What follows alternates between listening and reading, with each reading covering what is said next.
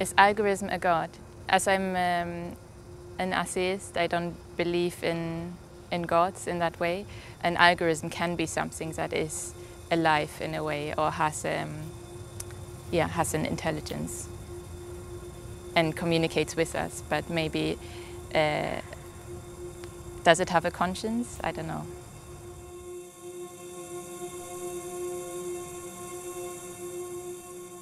This industrialization that we're going through now is very much kind of a product of computation.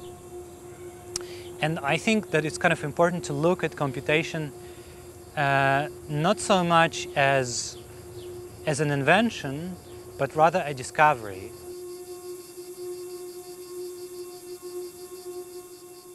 If the data with the artificial intelligence, with the algorithm, is arriving to, will get to the wrong hand, it's like basically, it's very similar to atomic bombs. If it gets to the wrong hand, it is very dangerous. Το UNDAI είναι κατάσταση ζωής και αυτό θέλουμε να μεταφέρουμε σε έναν κόσμο που μιμείται την πραγματικότητα. Το πεδίο του Άρεως είναι ένα πάρκο που μοιάζει με φύση αλλά δεν είναι. Είναι τεχνητός όσο και η τεχνητή νοημοσύνη.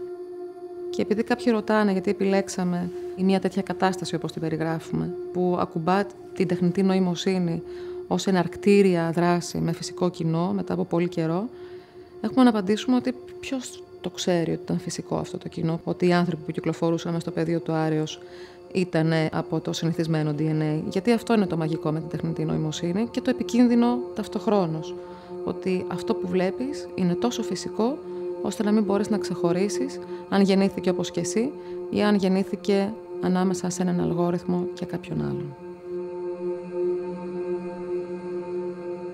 The exhibition that we have here at Pεδίον to Άρεως is particularly exploring artificial intelligence and actually how artificial intelligence and algorithms are taking over our life and making decisions that impact us. And having work in a space like that at the park here that explores the challenges and issues that arise from work like that, what it means to be surrounded by devices that recognize us, that monitor us, and that these devices can categorize us in the wrong way sometimes. I think it's really important to be able to have these conversations in a space like that.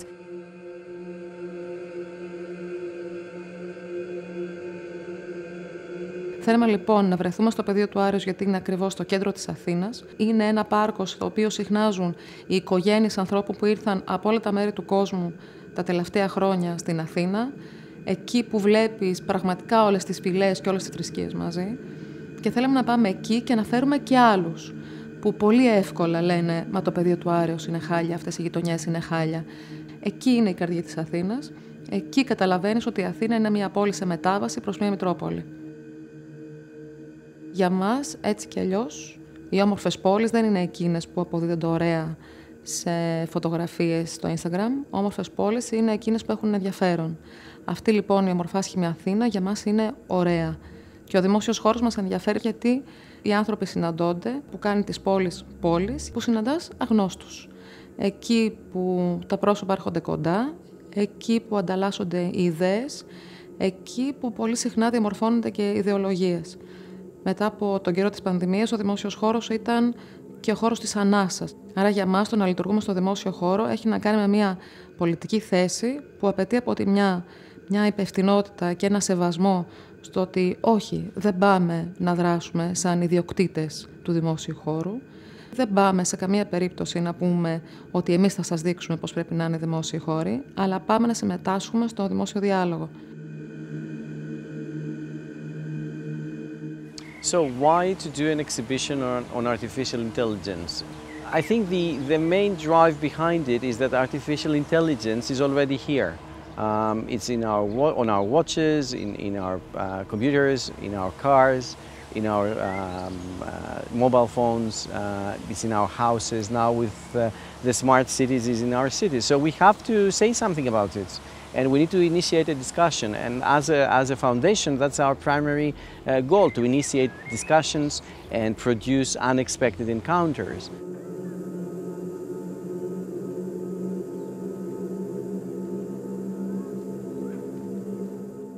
This is what we want to provoke here in terms of discussion points as well, that for some of us, maybe we feel that there are more democratic processes and worlds, but that's not valid for everyone. And also to kind of makes us realize that everybody is biased, like we all have our own prejudices, and we do pass these prejudices and bias onto the systems that we design, like artificial intelligence, like algorithms, like machine learning, and so on. The first work in the exhibition when you enter, called The Normalizing Machine, is exactly about that.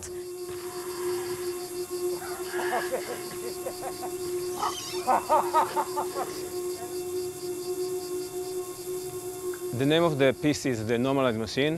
Basically, it's an art installation that is presented as a scientific experiment in computer vision, or computer or machine learning, or AI.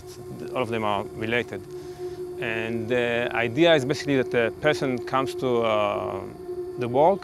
He had to select between, he had basically has a line-up of previous people that were in this work. And he has to select who is more normal between people that were in the work. And by that, he's actually doing what the machine would do in other sense, in a normal machine learning system. There's always a data set behind. The data set is always created by human being. There was some influence of a human over the system. These things are part of our life, even if you're not aware of it.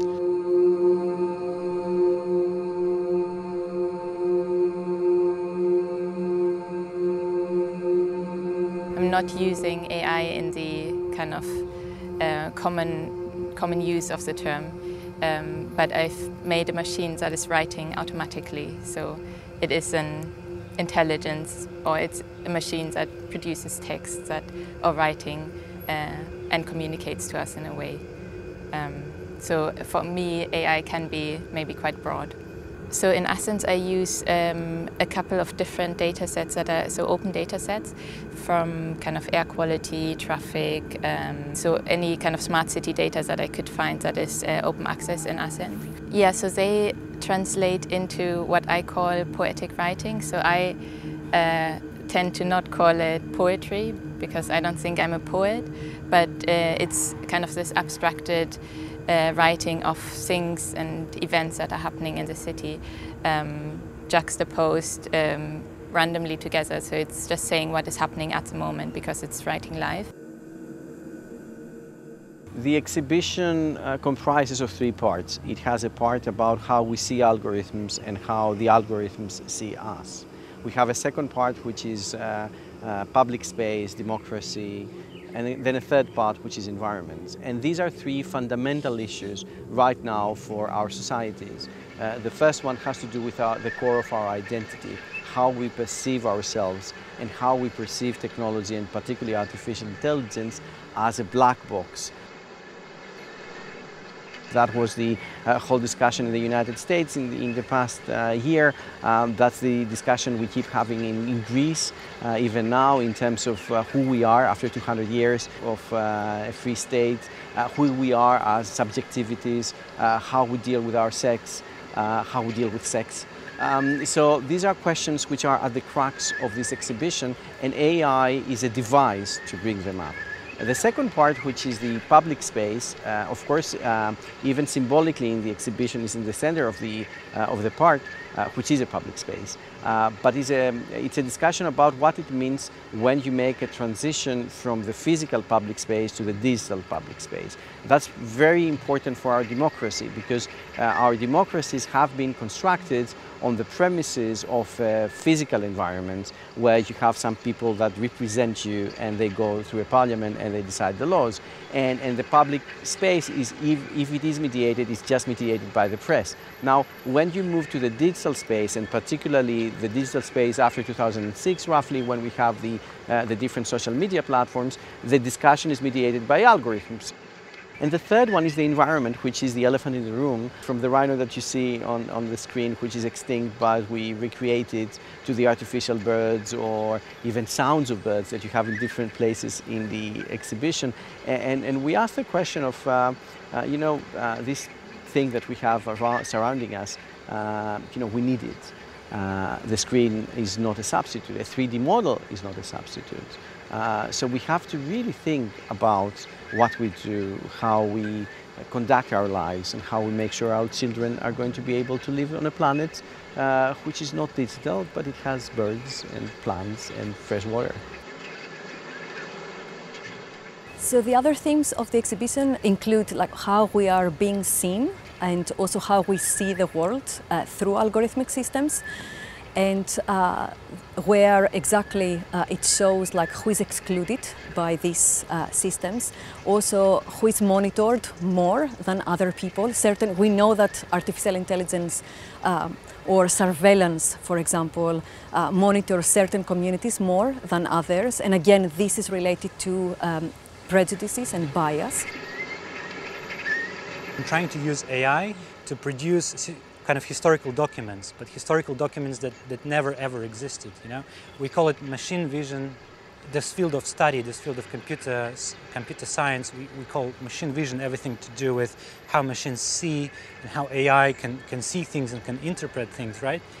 And what I'm doing, it could in a way be kind of called a speculative AI historiography, where I'm trying to kind of to show how is it that AI can see history and kind of historical documents.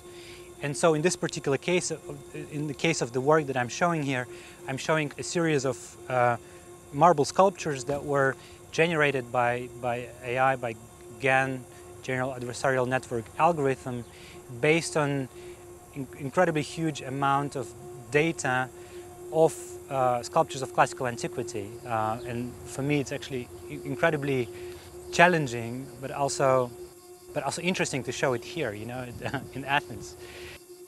I know for certain that it will be wrong. It will be always weird, computational, synthetically, restored, reproduced. sometimes a bit more accurate, sometimes, you know, incredibly like bizarre and perverted in a way. But this is where I find my kind of artistic interest, in actually kind of trying to go extremes, you know. Go extremes and also show these extremes. With my algorithm I can generate a sculpture of classical antiquity that would be very difficult to distinguish from the actual one, you know. Will we actually care? I don't know. I think the further we go, the less we do, and also the less capacity we have to care, right? Because we need to act faster and faster. And, you know, we probably outsource it to machines and like kind of get away with it. And then whether it is original or genuine doesn't make any difference anymore, right?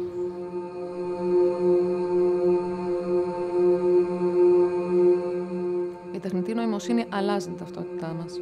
Και οι ταυτότητές μας πρέπει να αλλάζουν, γιατί είμαστε δαρβινικοί οργανισμοί και αν δεν ξέρουμε να εξελισσόμαστε, απλώς πεθαίνουμε. Ναι, στο UNDAI το I είναι ο εαυτός, είναι το imagination, είναι όποιο I θέλει να σκεφτεί κανείς. Αλλά ο εαυτός έχει σημασία, γιατί απλούστατα μέσα σε αυτόν τον εαυτό βρίσκεται και η φαντασία και η ταυτότητα και η αλλαγή και η εξέλιξη και τελικά η ζωή.